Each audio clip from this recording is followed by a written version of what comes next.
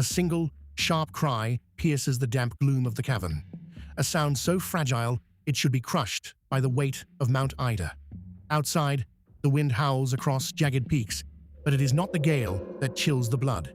It is the silence following the cry. Somewhere above the clouds, a shadow moves, a hunger spanning the cosmos, a father listening for the heartbeat of his replacement. The infant gasps for air, his lungs ready to unleash a beacon for the devourer. The bronze-clad guards do not breathe. Can a wall of sound hide a god? The Age of Gold was a lie, written in the blood of the unborn. Before the sanctuary of the cave, the world trembled under Cronus, the titan who sat upon a throne of stolen stars.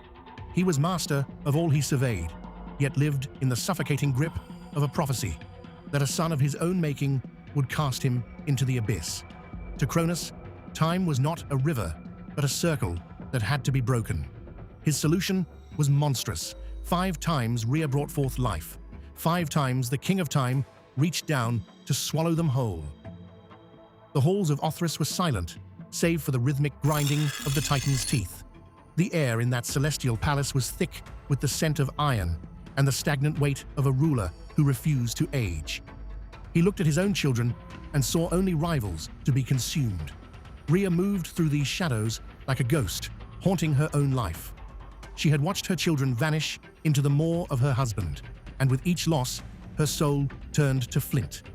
When the 6th child stirred, she did not pray for mercy, she sought a fortress.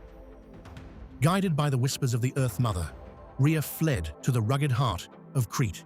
She chose Mount Ida, a place of razor-edged stone and hidden depths.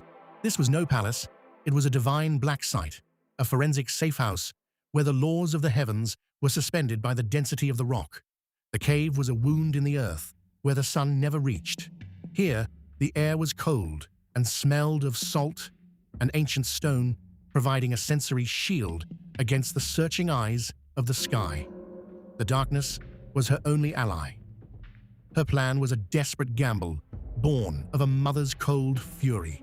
She would not face Cronus with steel, for steel cannot kill time. Instead, she fought him with a shadow and a stone. She wrapped a heavy rock in swaddling clothes, weighting it to match the heft of a newborn, and offered it to her husband in the dim light. Cronus, blinded by predatory arrogance, did not look at the face of his prize. He consumed the decoy.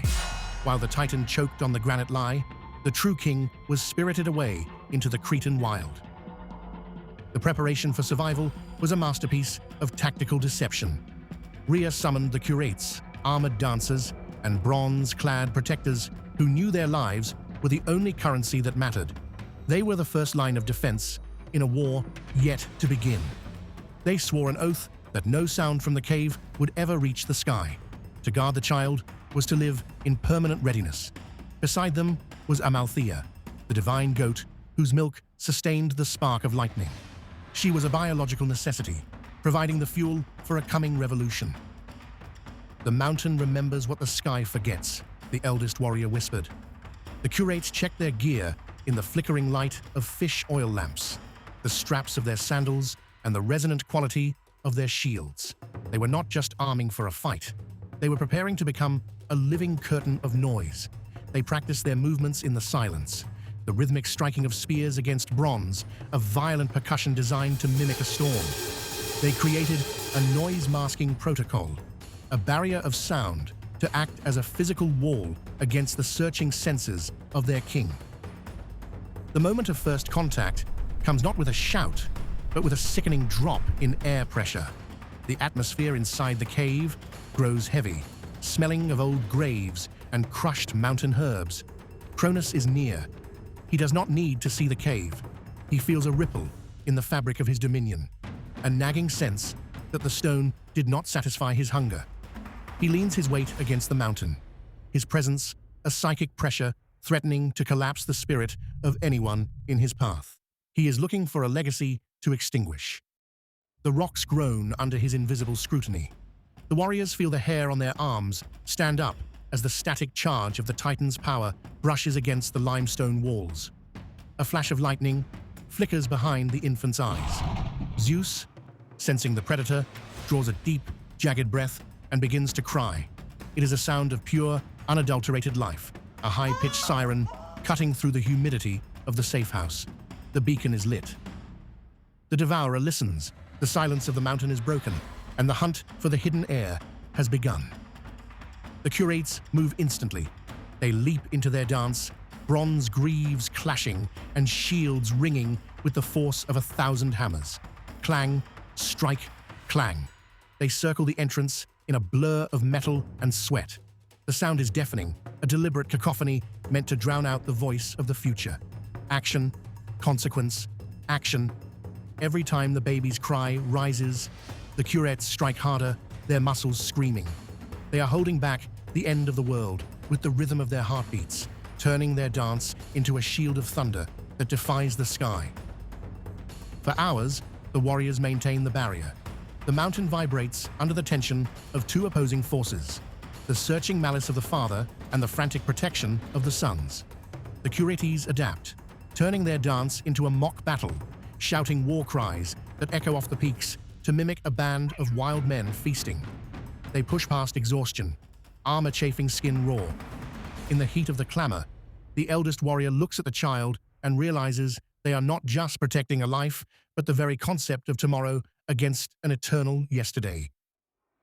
The pressure from above suddenly lifts. The shadow recedes. Cronus, satisfied by the apparent emptiness and distracted by the rhythmic noise, turns his gaze elsewhere. He believes his throne is secure, and the stone in his belly is his son. The immediate threat has passed, but the victory is thin as a blade's edge. The Curetes collapse where they stand, their shields falling to the stone floor with a final, echoing ring. They have won a moment of time, and in the world of Titans, a moment is all a revolution needs to take root. As grey dawn touches the cave, the mountain falls into an exhausted silence. The only sound is the rhythmic suckling of the child and the heavy breathing of the men who kept him secret. The Curetes are smeared with soot and sweat, their eyes haunted. They are now the architects of a new era. Rhea cannot stay.